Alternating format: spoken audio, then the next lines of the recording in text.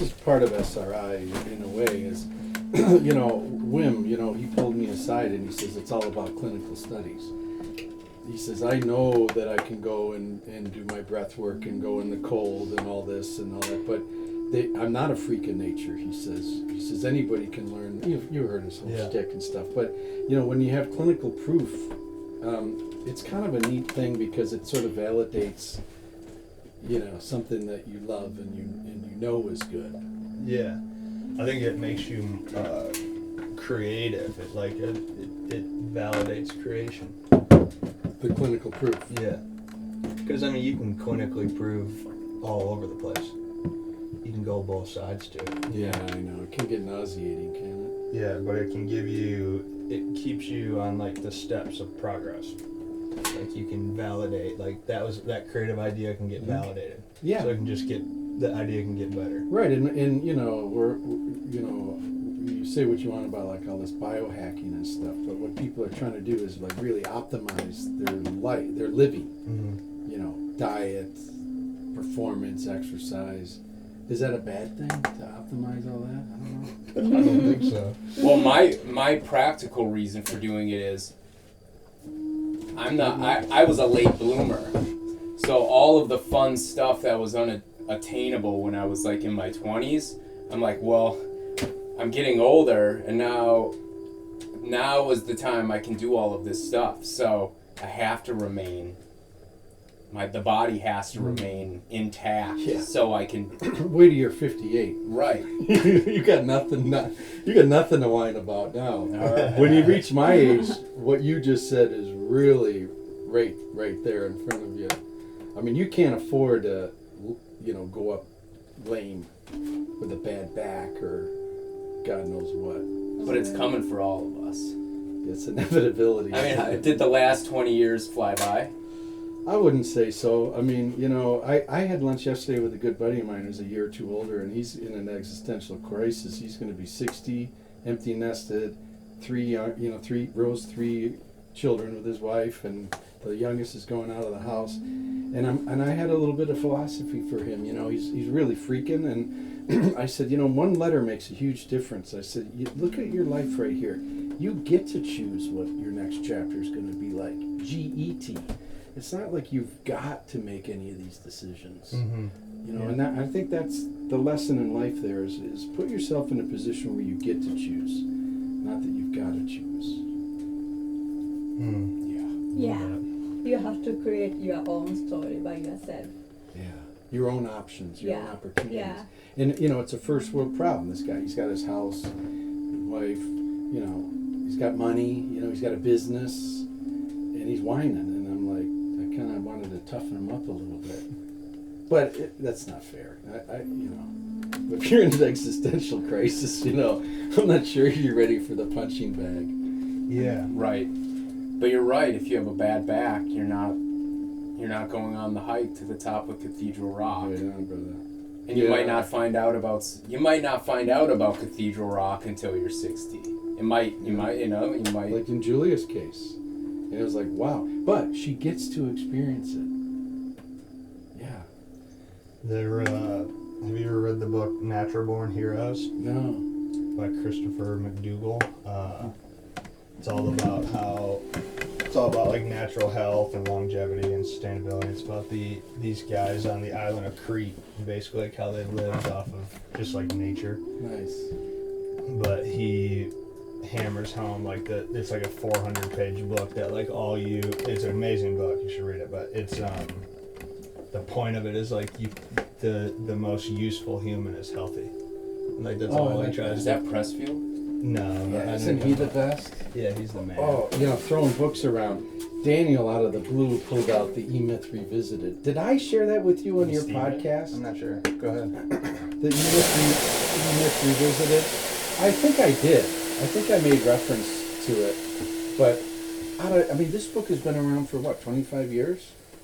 I think so, yeah. Yeah, and Daniel's been helping me build the SIP sauna, and we got really into a couple of those Japanese principles.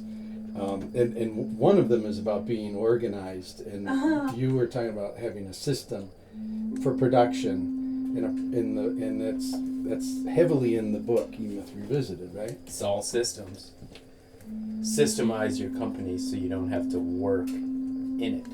Yes. You work on. And that's On it. that's the myth of entrepreneurialism. That you have to work in the business the rest of your life and never get a break, and if you leave, the company falls. Exactly. But Always cleaning up the mess. right, Yeah. micromanage everything. But Because you're a control freak yeah, about the operation. Yeah. but it's not. So what he's saying is, you didn't create a company; you created a job for yourself. Mhm. But if you follow the E-Myth strategy, you systemize everything, Yeah. and then you can step away. The ultimate goal should be to sell the company as Right. someone's retirement plan. And you build whether you intend to sell it or not, you build it with that system in mind. Exactly. So that an investor has something to invest in. Not you, but a company. Mm-hmm. It's kind of heritage, generation to generation, what is going to be in the world or collapse. Yeah. Well, I really like that mise en place thing. Is that? Yeah, Xiaocha. That is. Yeah, Omina told me about Xiaocha. Yeah. What is it? She did. He mentioned that whole thing. Xiao- Can you explain? Do you want to? I'd love to hear it in your accent. My accent. Yeah. It's a principle of the yoga. They think that you shouldn't do and things that you should do. And then come in the asana, which is the poses, and the breath work. Then come in the concentration and go to the step of the meditation. But there is some principles that you should do and you shouldn't do. And one of that is the shelter, which is clean or purified. So you purify everything else from your mind, from your words, what you speak, in the way how you speak. But purify your environment Yeah. to get the purified mentality. Yeah, so cleaning up is really important because clean environment you can create more. Yeah. Right? Xiaocha. Shelter. Xiaocha. Shelter. And How do you spell that? I don't remember. It's SHAU. Oh, you can. CHA. C-H-A. Xiaocha. yeah. And so I started writing an article on Sauna Times about it because it affects that philosophy affects me as a sauna builder about organization. And I find that when my workspace is very organized and I know what I'm up to, I'm much more productive. Yeah. And getting back to this thing about being 58 years old, when you're younger, you can afford inefficiencies in building because you just frankly have more tenacity, energy, and whatever. But when you get older and you get a little more rickety, you have to really apply Saucha, because your body can't handle inefficiencies. You can't handle shit all over the place and where's my drill, and you spend 2 minutes looking for your drill and there goes half of your energy for yeah, so you're forced to be organized. In Japan, this end of the year is a month of cleaning, especially the big cleaning. And Okay. you have to clean up every corner, move the furniture and things like that. So it's in the culture? Yeah, So it's in the culture. December, the month of? December, yeah. Cleaning month? Uh-huh. So if you were in Japan and in a village and just ran into asked 10 people, Saucha, how many would know it, would you Well, say? shelter is coming from yoga, so it's more yoga people thing. But the cleaning at the end of the year, everybody knows. Everyone But knows. it's different individuality Yeah. if they do or not. Right. So maybe what happened is like yogis hear about Xiaocha and they hear purified, your environment purified. But then when you mix that with how This December thing. Yeah. Cleaning up. yeah, because Big cleaning. when she first came to our Minneapolis to stay with me, I thought the house was clean. Yeah. And she's like, the house is so dirty. Uh-huh. And so then she's outside cleaning the windows, Yeah. and I'm like, what? I didn't know. What happened in here? It just, everything looks better. It went up a notch. And she's like, I cleaned the windows so the light is pure when it comes in. You want pure sunshine coming in. And it made such a big difference. Did you go outside and clean the outside of Yeah. the windows? Yeah. I do. Yeah. And that was when I learned about Shaosha. But that's more universal, is what you're saying. Like Yeah. yoga, that's a Uh-huh. universal principle. Yeah. And then there's Satya, right? Have Those you- are the only two I know. Have you ever have you forest bathed What is force bed? in Japan? They just, I mean, it's just they use forest bathing to as like a non-pharmaceutical for anxiety and whatnot. To basically, you're just walking a forest. Oh, yeah. There is a thing. Yeah, a study about the forest bathing. Yeah. But, Yeah, because I'm pretty sure I think it originated in Japan. But it's also in here. You have backyard, a little bit of greens. Yeah. But in Japan, it's so much Yeah. cities Yeah. and so different concept between. Much harder to get out from the city. Yeah, good People point. go here hiking or outdoors. So it's I don't know which would be the efficiency for you. What's the nature like in Japan? If you go to the countryside, it's a nature, Mm-hmm. but not many people go there. Oh, interesting. Well, I think it's they the accept same they in accept here. an urban lifestyle, and Yeah, they say in the this big is my cities. deal. Yeah, Is it because they work so hard? yeah, they don't have time. Care if I hit it again one more time? Please, yeah, yeah. It's like I could see a joke about forest bathing. It's like in Tokyo. Oh yeah, press floor 17. Yeah, And then they got a few trees and Uh-huh, bushes, and you walk around in a circle. yeah. Some people do gardening in the rooftop. Yeah, I like that though. That's It's efficient. good, but it's hard to see the nature in the big cities, really. Mhm. Tell me Even about the parks is not green. I know. Yeah. Yeah. But you know, the COVID thing, it's interesting how it's shifting people out of cities Yeah. big time. That's why Sedona's Yeah. blowing up. I heard people, they were locals when we were at Oak Creek, and it was a couple, and they were saying how they were kind of frustrated with how many people were coming there. Sure. And she's like, ever since Corona, Yeah. everyone's doing outdoor activity, they come to Sedona. Sure.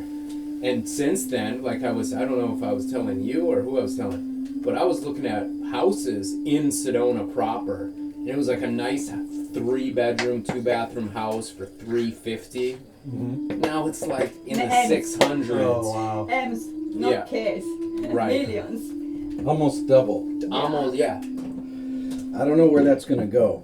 On the one hand, I think it's got to correct, but on the other hand, I think that we've just seen a whole cultural shift or the way people live and stuff, and I don't know if it'll ever pull back. Right. But when you think about it's got to be net zero. So if Sedona doubles in real estate, in theory, there's got to be a place that has real estate. Yeah. Wouldn't you think? Or Yeah. does it all go up? Well, I mean, people are flooding out of New York and certain LA. Yeah. People are flooding out, and they're Yeah. heading to places like Arizona. Florida and Texas. Right on. Idaho. Yeah, and so the question is I was just to your point about kind of like, Zero sum. yeah, does it even out one side and another? And you figure if there's 10 million in LA and 2% leave, and you dribble them in other places, it flips that. Mm-hmm. Yeah. Yeah. One more. Yep. Well, I mean, the most interesting thing I learned in Puerto Rico was that island can't gain any more real estate. I was just down there 2 months ago. Sure. In the year 1800, there was only 8,000 people in it. At the end of the 1800s, there was 27,000, and now there's 3.3 million. Wow. So I mean, and you travel Puerto Rico, there's no real estate. You know, like you're on it. Yeah, man. There's no island. That's so Oh. great. That's crazy. Think Yeah, of so think I mean, of that just- on a graph, right? Yeah. So just like logically, doesn't matter what. Just look at it logically. In terms of real estate value. Yeah. Just like logically, what do? You know, because the population's improving or enhancing. There. My stickers on there. I can't see. You're alright. So we should try a sauna tent round. All Yeah. encouraged. All right. Oh, Let's go yeah. feel that. So yeah, after cool down, you can check it out. I'll go and toss one more log on. The one thing about that, it's like a bicycle compared to an automobile in terms of heating up. Like, you know, this is like a truck, right? Like once you're up to heating temp, it just takes that amount of gas to maintain it. I mean, you throw a log in once in a while. Over there, it's like a bike. You gotta constantly be pedaling to keep it. Where your only mass is that bit of rocks on top. And just the But way it holds in too. Yeah, the way the stove is designed, it's designed to get hot quick, and it does. But the counter of that is that it's going to get cold quick. So you have to watch it. Every round, you have to. That's why I got a plethora of the right kind of wood in there. So feel free to throw one on. I'm excited because if this thing works, 1,000, that's nothing. Yeah, If I could take it, know. I want to rent a beachfront campsite at Tettagooch. Because we went there this year and it was vacant, probably because the weather it's at 100% chance of storms. Yeah. So someone in the city was like, nope, not going to Tettagooch.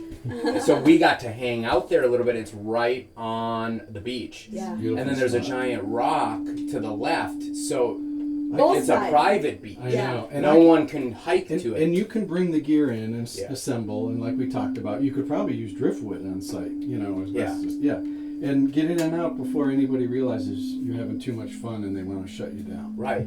They're not gonna. I mean, the timing would have to be impeccable for Yeah. them. Like from the time it gets hot till. And they may want to join you for a round. Take Just off don't their say badge. anything. Just Yeah. don't say anything. Right. I'm going out too.